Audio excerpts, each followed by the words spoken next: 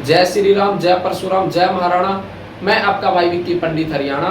साथियों, आज मैं आपको हिंदुओं की कायरता के बारे में बताता हूं कि किस प्रकार हिंदू कायर व बुद्धिजीवी बनते जा रहे हैं। अपने स्वार्थ में लोभ में हिंदुओं की बुद्धि बिल्कुल भ्रष्ट हो चुकी है, जिन्होंने न अपने धर्म की परवाह, न परिवार की परवाह, न अपने राष्ट्र की परवाह, जो अपने स्वार्थ में उन्होंने सब कुछ अपना त्याग दिया है।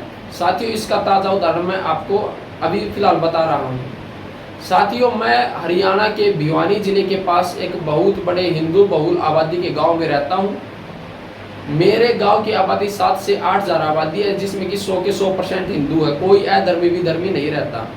साथियों, जिसमें कि 50 से 55% हमारे राजपूत भाई, 10 से 15% ब्राह्मण, 20% दलित व बाकी के जितने भी बच्चे हमारे ओबीसी बीसी समाज के हमारे सभी भाई भाईचारे के साथ मिलजुल कर रहते हैं।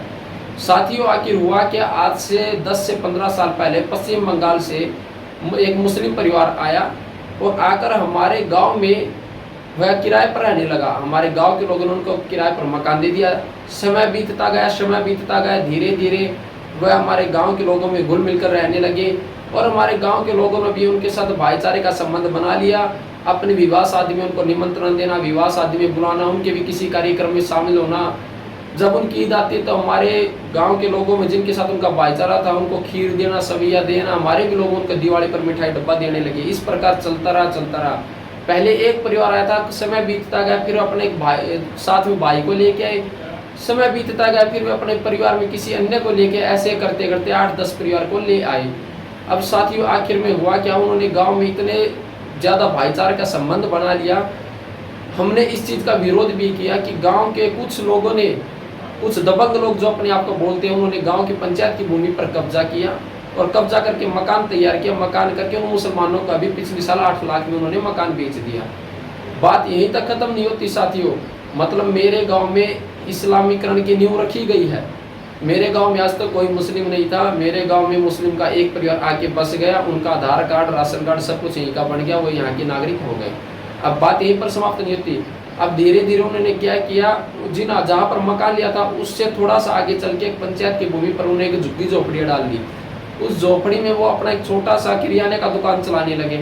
किराने का दुकान चलाने लगे तो जो हिंदू उनके पास उठते बैठते थे, आते जाते थे, उन्होंने भी उनको सलाह दी कि यहाँ पर फैक्ट्री इंडस्ट्री एरिया वगैरह है, आप यहाँ पर पकौड़े वगैरह का काम शुरू करो। अब वहाँ पर वो पकौड़े भी बढ़ा रहा है, जो झोपड़ी डाली थी उसका क्षेत्र भी उन्होंने बढ़ा दिया है और हिंदू वहाँ पर उसके पास पकौड़े खाने भी जाते हैं, अपनी जेब से उनको पैसे दे के आते हैं, उनकी अच्छी दुकानदारी चल रही है। तो यानी मेरे गांव में इस्लामीकरण की नींव रखी गई। हमने इस चीज़ का काफ़ी विरोध भी किया, तो पर किसी ने हमारी बात को नहीं सुना, अनसुना कर दिया। अब आते हैं इससे अगली दूसरी बात पे, रोहिंग्या बांग्लादेशियों की। साथियों, ऐसी अन्य हमारे गाँव के जो बाहुबली दबंग लोग अपने आप को बोलते हैं, उन्होंने पंचायत की काफ़ी भूमि पर कब्जा करके और उस पर रोहिंग्या बांग्लादेशियों की कम से कम 20 से 25 झुग्गियों को डाल दिया। यानी 100 से 150 परिवार की जनसंख्या में उन्होंने रोहिंग्या बांग्लादेशियों को अपनी प्रॉपर्टी में कब्जा करके बसा दिया। इस बात की हमने गांव वालों को इकट्ठा करके मांग उठाई।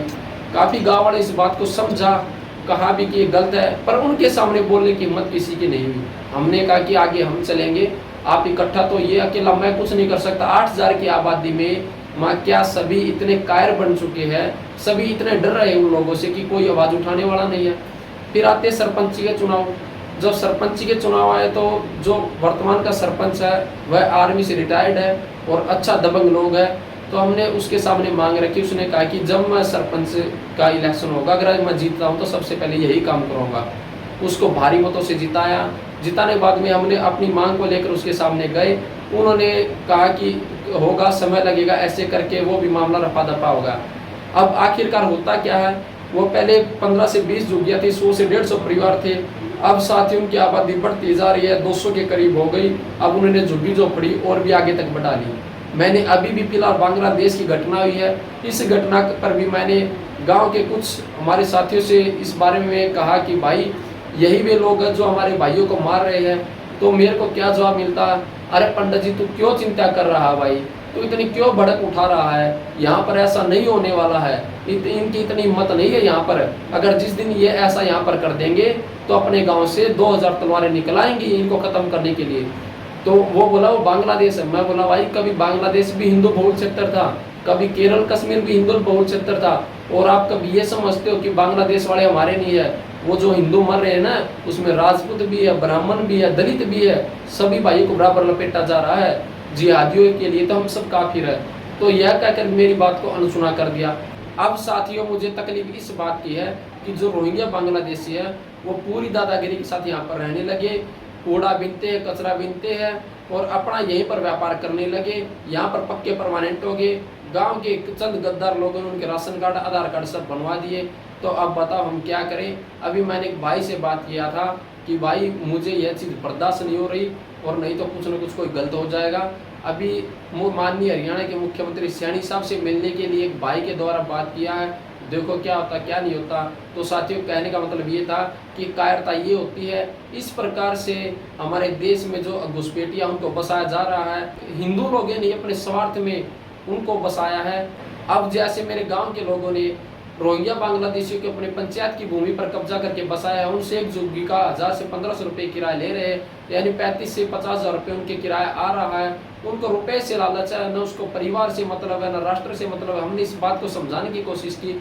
आज आप इनको शरण दे रहे हो, कल को आपको इस शरण लेने के लिए कहीं मजबूर होना पड़ जाएगा। इसका भली बात ताज़ा उदाहरण आप कश्मीर देखिए, केरला देखिए, बंगाल देखिए, दिल्ली देखिए, हर जगह यही हाल है। अफगानिस्तान, पाकिस्तान, बांग्लादेश। पर हमारे लोग तो मुझे यह कहकर टाल देते हैं कि भाई क्या आप पागल हो चुके हैं, क्या आपकी मेंटेलिटी हो चुकी है, आप इंसानियत की बात कीजिए। मैंने उनको इतना समझाने की कोशिश किया, पर मेरे गांव के कायर लोग मेरी बात को अनसुना कर देते हैं। और जो कुछ लोग इस बात को समझते हैं वो उन दबंग लोगों के सामने बोलना नहीं चाहते।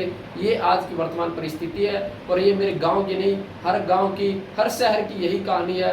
और इसी प्रकार हिंदू कायर हुआ और उन कुछ चंद लोगों की वजह से आने वाले 20 से 30 साल में पूरे गांव को खामियाजा उठाना पड़ेगा। पहले एक झुग्गी आई थी, आज 25 से 30 झुग्गी हो चुकी है। पहले एक परिवार था, आज वहाँ पर 20 परिवार हो चुके हैं। उनकी जनसंख्या बढ़ती जा रही है और हम इस बात को लेकर चिंतित है कि सांप मेरी खाट के नीचे भी है, सांप मेरे पड़ोसी की खाट के नीचे भी है।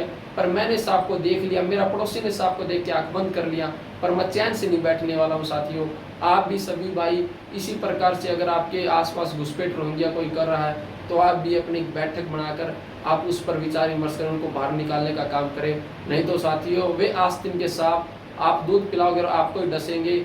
जिस प्रकार से आज बांग्लादेश में हो रहा है वो समय दूर नहीं है कि वो आपके भी क्षेत्र में गली गली में 20 साल बाद देखने को मिलेगा। जय श्री राम, जय परशुराम। वक्त है, संभल जाइए।